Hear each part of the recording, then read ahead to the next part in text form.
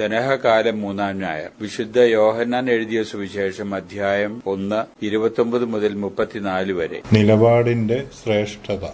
ലോകത്തിൽ ഇന്നേ വരെ ആരും ഏറ്റെടുത്തിട്ടില്ലാത്തതും ആരും ഏൽപ്പിച്ചിട്ടില്ലാത്തതുമായ ബൃഹത്തായ ഒരു പദ്ധതി, വ്യതിരിക്തമായ ഒരു പദ്ധതി ഏറ്റെടുത്തവനാണ് യേശുക്രിസ്തു.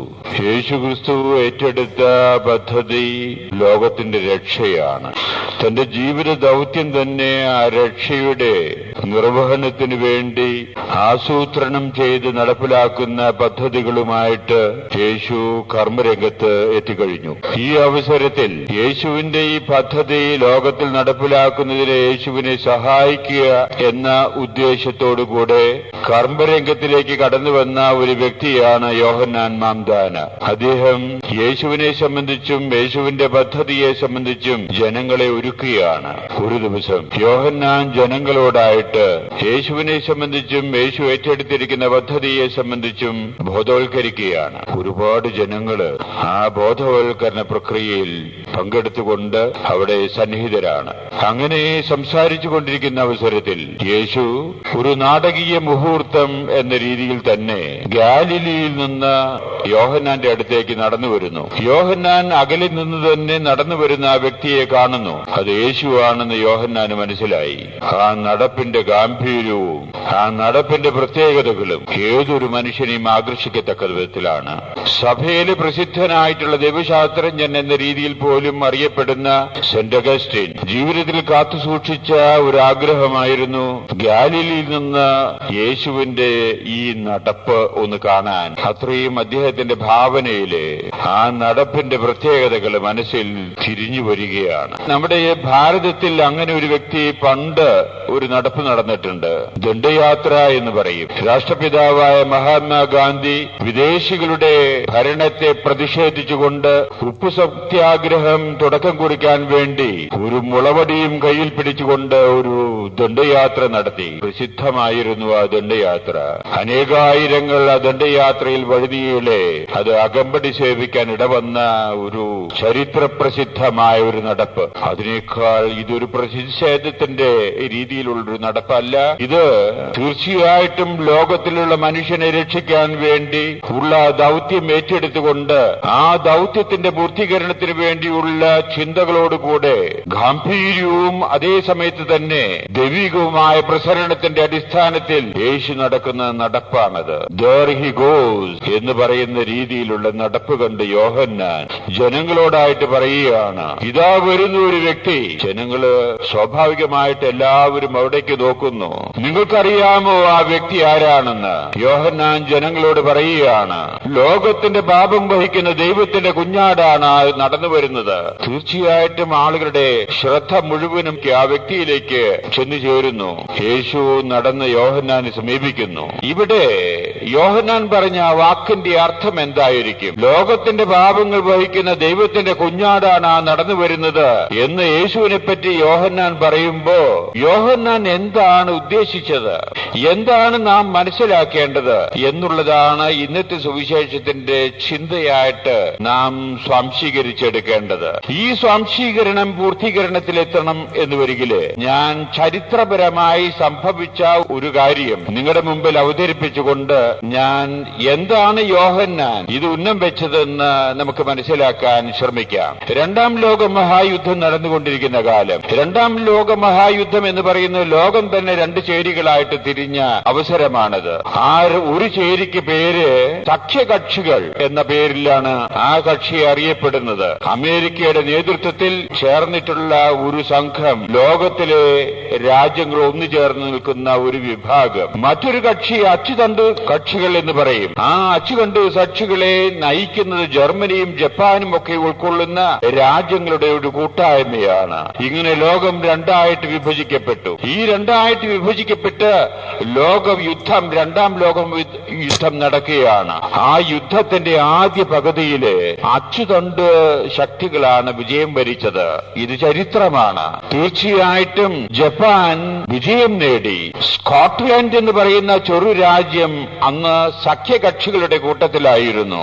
സ്കോട്ടിഷ് ജനതയെ മുഴുവനും യുദ്ധത്തിൽ തടവുകാരായിട്ട് പിടിച്ചു. ജപ്പാനും ജർമ്മനിയും ഒക്കെ ഉൾക്കൊള്ളുന്ന അച്ചുതണ്ട് സഖ്യകക്ഷികൾ അവരുടെ പട്ടാളത്തെ മുഴുവനും യുദ്ധ തടവുകാരായിട്ട് പിടിക്കപ്പെട്ട് തടങ്കലിൽ അടച്ചിരിക്കുകയാണ്. ഇങ്ങനെ തടങ്കിൽ അടയ്ക്കപ്പെട്ടിരിക്കുന്ന യുദ്ധ തടവുകാരോട് ക്രൂരമായ രീതിയിലാണ് അച്ചുകണ്ട് കക്ഷികൾ പെരുമാറിയത്. ഈ സ്കോട്ടിഷ് സൈന്യത്തെ തടവിൽ പാളയത്തിൽ പാർപ്പിച്ചിരുന്ന അവരോട് വളരെ ക്രൂരമായിട്ട് പെരുമാറാൻ നിയോഗിക്കപ്പെട്ടത് ജപ്പാനിലെ ഒരു പട്ടാള മേധാവിയായിരുന്നു. അദ്ദേഹത്തിന്റെ നേതൃത്വത്തിൽ ഒരു കാട്ടിൽ കൂടെ ഒരു റെയിൽ പാത നിർമ്മിക്കാൻ വേണ്ടിയുള്ള വളരെ വളരെ ബുദ്ധിമുട്ടുള്ള ഒരു ജോലിയാണ് സ്കോട്ടിഷ് പട്ടാളത്തെ കൊണ്ട് അവർ ചെയ്യിച്ചുകൊണ്ടിരിക്കുന്നത്. വനത്തിൽ കൂടെ ഒരു റെയിൽ പാത നിർമ്മിക്കണം. അതിനുവേണ്ടിയുള്ള ഉപകരണങ്ങളൊക്കെ ആയിട്ട് ദിവസവും ഈ പട്ടാളക്കാരിൽ തടവിലാക്കപ്പെട്ട പട്ടാളക്കാർ കോരികളും മമ്മട്ടുകളും വികാസും അതിനുവേണ്ട ഉപകരണങ്ങളൊക്കെയുമായിട്ട് കാട്ടിലേക്ക് പോകും. അങ്ങനെ അവരെ വളരെ ക്രൂരമായിട്ടുള്ള നിർബന്ധത്തിന്റെയും ശിക്ഷയുടെയും അടിസ്ഥാനത്തിലാണ് ഈ ജോലി അവരെ കൊണ്ട് ചെയ്യിച്ചുകൊണ്ടിരുന്നത്. ഒരു ദിവസം ജോലി കഴിഞ്ഞ് തിരിച്ചു വന്ന് ഈ ഉപകരണങ്ങളൊക്കെ അവരെ വെക്കേണ്ട സ്ഥലത്ത് എണ്ണി തിട്ടപ്പെടുത്തി വെക്കണം.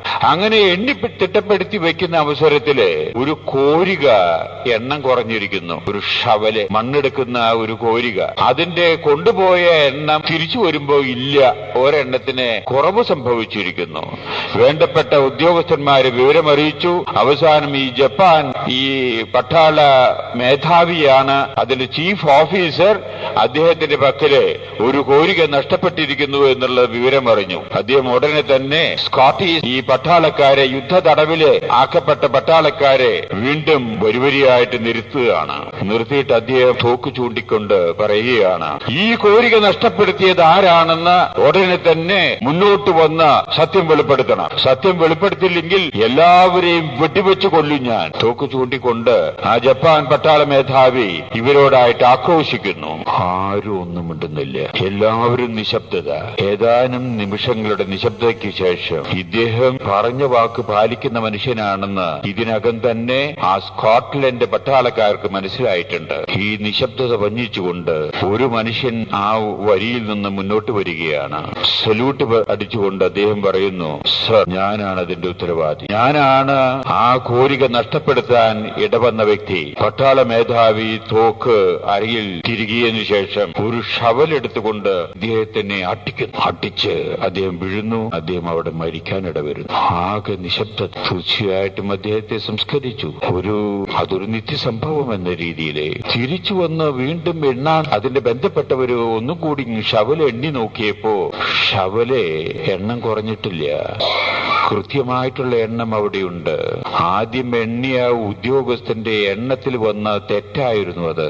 ഒരു ഷവലിന്റെയും എണ്ണം കുറഞ്ഞിട്ടില്ല. പിന്നെ എന്തിന് ഈ പട്ടാളക്കാരൻ ഞാനാണ് ആ ഷവല് നഷ്ടപ്പെടുത്തിയത് എന്ന് പറഞ്ഞ് മുന്നോട്ട് വന്ന് മരണം വരിക്കാനിട വന്നു എന്നുള്ളതാണ് ചോദ്യം. സത്യം ഇതായിരുന്നു മക്കളെ. ഇരുവരിയായിട്ട് നിൽക്കുന്ന ഈ മനുഷ്യരെ വെട്ടിവെച്ചു കൊല്ലും എന്നുള്ളത് സത്യമായിട്ട് ഈ പട്ടാള മേധാവി ചെയ്യുമെന്ന് അതിനകം ഈ മനുഷ്യൻ മനസ്സിലാക്കി കഴിഞ്ഞു.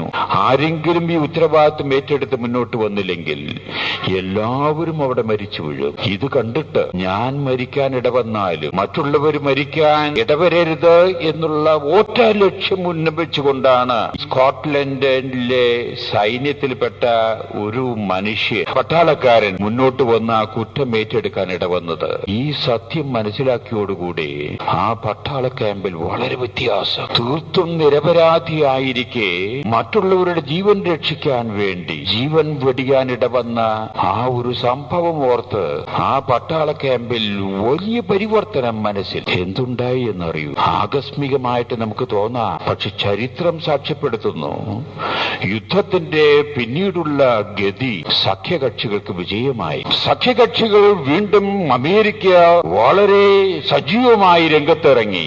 റഷ്യയുടെ സഹായവും അവർക്ക് കിട്ടി. അങ്ങനെയാണ് ജപ്പാനിൽ ആറ്റം ബോംബ് വർഷിച്ചത്. നാഗസാക്കിയിലും ഹിരോഷിമയിലും ആറ്റം ബോംബ് വർഷിക്കാൻ ഇടവന്നത് അങ്ങനെയാണ്. അമേരിക്കയായിരുന്നു ആ ബോംബ് വർഷിച്ചത്. അങ്ങനെ സഖ്യകക്ഷികൾ വിജയം വരിക്കുന്നു. രണ്ടാം ലോക മഹായുദ്ധത്തിലെ ജപ്പാൻകാരെ അവരെ യുദ്ധത്തടവുകാരായിട്ട് പിടിക്കുന്നു. സത്യത്തിൽ പറഞ്ഞാൽ പകരം ചോദിക്കുന്നതിനുള്ള അവസരം ഇത്രയും ക്രൂരമായിട്ട് മർദ്ദിച്ച് ഈ നിരപരാധിയെ കൊല്ലാനിടവന്ന ആ പട്ടാള മേധാവിയും പിടിക്കപ്പെടുന്നു. പക്ഷേ എന്തുണ്ടായത്? മനുഷ്യഹൃദയ ഹൃദയങ്ങളെ സ്പർശിക്കുന്ന മാറ്റങ്ങളായിരുന്നു.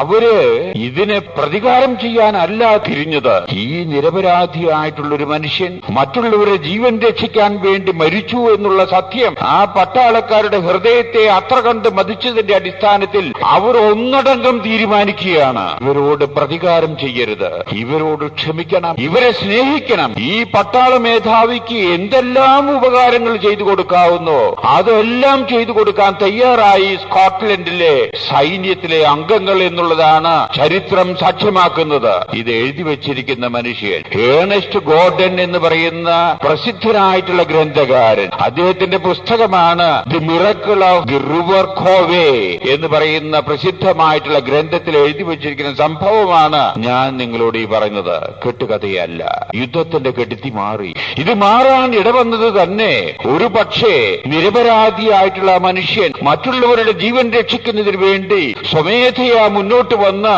ആ മരിക്കാൻ ഇടവന്ന ആ സംഭവം ആ പട്ടാളത്തിൽ മുഴുവനും രംഗത്തിലെ വ്യത്യാസം വരുത്തി.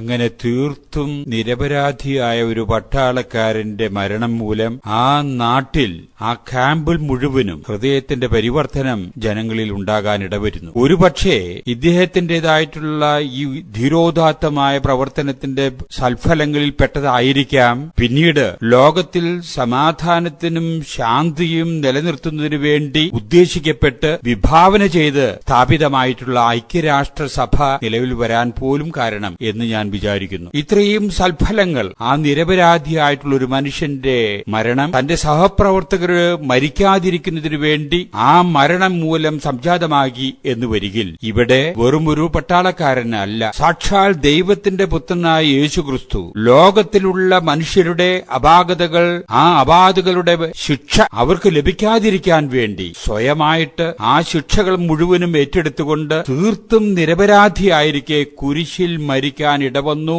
എന്നുള്ള സത്യം ലോകത്തിൽ ഇന്നും ത്രസിപ്പിച്ചുകൊണ്ടിരിക്കുന്ന സത്യമാണ്. ഇതിന്റെ അടിസ്ഥാനത്തിലാണ് ഇന്ന് കോടിക്കണക്കിന് ജനങ്ങൾ ആ വ്യക്തിയുടെ പുറകെ, ആ വ്യക്തിയെ ഹൃദയത്തിൽ പൂജിച്ചുകൊണ്ട് ലോകത്തിൽ ക്രിസ്ത്യാനികളായിട്ട് ജീവിക്കുന്നത് എന്നുള്ളത് നാം മറക്കരുത്. യോഹന്നാൻ പ്രവചിക്കുകയായിരുന്നു, ലോകത്തിന്റെ പാപം വഹിക്കുന്ന ദൈവത്തിന്റെ കുഞ്ഞാടാണ് ഈ വരുന്നത് എന്ന് പറയുമ്പോ ജനങ്ങളോട് യോഹന്നാൻ പ്രവചിക്കുകയായിരുന്നു, കുരിശിൽ കടന്നുകൊണ്ട് ലോകത്തിന്റെ തെറ്റുകൾക്ക് വേണ്ടി പരിഹാരമനുഷ്ഠിക്കാൻ വേണ്ടി നിരപരാധിയായിട്ടുള്ള മനുഷ്യൻ മരിക്കാനിടവരുന്ന, മരണം ഏറ്റെടുക്കാൻ തയ്യാറായിട്ട് വരുന്ന മനുഷ്യനാണ് ഈ വരുന്നത് എന്നതായിരുന്നു യോഹന്നാൻ പറഞ്ഞതിന്റെ പൊരുള്. ഇതാണ് ലോകത്തിന്റെ തിന്മ, പാപം ഏറ്റെടുത്ത ദൈവത്തിന്റെ കുഞ്ഞാടിതാ വരുന്നു എന്ന് പറഞ്ഞ എന്റെ പൊരുള്. മക്കളെ, ഈ പൊരുള് മനസ്സിലാക്കിയിട്ടാണ് ഇന്നും കോടിക്കണക്കിന് ജനങ്ങള് ഈ മനുഷ്യന്റെ, ഈ വ്യക്തിയുടെ മുമ്പിൽ, ഈ പുറകിൽ ഈ വ്യക്തിക്ക് ഓടുള്ള ആദരവും ജീവൻ പോലും ബലി കഴിക്കാൻ തയ്യാറായിട്ട് ജനങ്ങൾ ഇന്ന് ലോകത്തിൽ ഉണ്ടാകുന്നത്. ഈ നിരപരാധിയായിട്ടുള്ള ഈ വ്യക്തി അപരാധികളായിട്ടുള്ള മനുഷ്യന് വേണ്ടിയിട്ട് ഇത്രയേറെ ത്യാഗം സഹിക്കാൻ, ഇത്രയേറെ വിഷമങ്ങള് അനുഭവിക്കാൻ ഇടവന്ന് അവസാനം മരിക്കാൻ ഇടവന്നു എന്നുള്ള സത്യമാണ് ലോകത്തിന്റെ കണ്ണു തുറക്കുന്നത്. ഇതാണ് ക്രൈസ്തവ സഭയുടെ പാരമ്പര്യം. ഇത് ഇന്നും ഇത് മനസ്സിലാക്കിക്കൊണ്ട് ജീവിക്കുന്ന അനേകായിരങ്ങൾ ലോകത്തിലുണ്ട്. നമ്മളും വസ്തുനിഷ്ഠമായ രീതിയിൽ ഇന്ന് അതിന്റെ ചലനങ്ങൾ നമ്മുടെ ഹൃദയത്തിലെ ഏറ്റുവാങ്ങാൻ നമുക്ക് സാധിക്കാത്ത അത്ര സജീവമായിട്ട് അല്ലായിരിക്കാം ഒരു പക്ഷേ നമ്മുടെ വിശ്വാസം. സത്യത്തിൽ പറഞ്ഞാൽ നമുക്ക് വേണ്ടി, നമ്മുടെ പിൻതലമുറയ്ക്ക് വേണ്ടിയിട്ട് തെറ്റുകൾക്ക് പരിഹാരം അനുഷ്ഠിക്കാൻ വേണ്ടി മുന്നോട്ട് വന്ന് അടികൊണ്ട് മരിച്ചവനാണ് യേശുക്രിസ്തു. ദാ നടന്നു വരുന്നു എന്നാണ് യോഹന്നാൻ പറഞ്ഞത്. ഈ ഒരു ചൈതന്യമാണ് നമ്മുടെ ഹൃദയത്തിലെ ചലനങ്ങൾ സൃഷ്ടിക്കേണ്ടത്. ഈ ഒരു ചൈതന്യമാണ് നമ്മുടെ ജീവിതത്തിന്റെ ഓരോ പ്രവർത്തനത്തെയും നമ്മൾ നയിക്കാൻ ഇടവരേണ്ടത് എന്നുള്ളതാണ് സത്യം. എങ്കിലേ നമ്മുടെ ക്രിസ്തുവിൽ വിശ്വസിക്കുന്ന വ്യക്തികളായിട്ട് തീരുള്ളൂ. വൈരാഗ്യത്തിലും അവസരങ്ങൾ പാത്ത് പാഠം പഠിപ്പിക്കുന്നതിനുള്ള ഒരു ചിന്തയല്ല നമുക്കുണ്ടാകേണ്ടത്. ക്ഷമിക്കാനുള്ള ചിന്ത, അവരെ സ്നേഹിക്കാനുള്ള ചിന്ത, സഹിഷ്ണുത കാണിക്കാനുള്ള ചിന്ത, വിട്ടുവീഴ്ചയ്ക്കുള്ളൊരു ചിന്ത, ഈ ചിന്തയാണ് ഒരു വ്യക്തിയെ ക്രിസ്ത്യാനിയാക്കി തീർക്കുന്നത് എന്ന സത്യം ഉൾക്കൊള്ളാൻ നമ്മുടെ ശേഷിച്ച കാലം നമുക്ക് ഇടവരാൻ സാധിക്കട്ടെ. നമുക്ക് ശ്രമിക്കാം.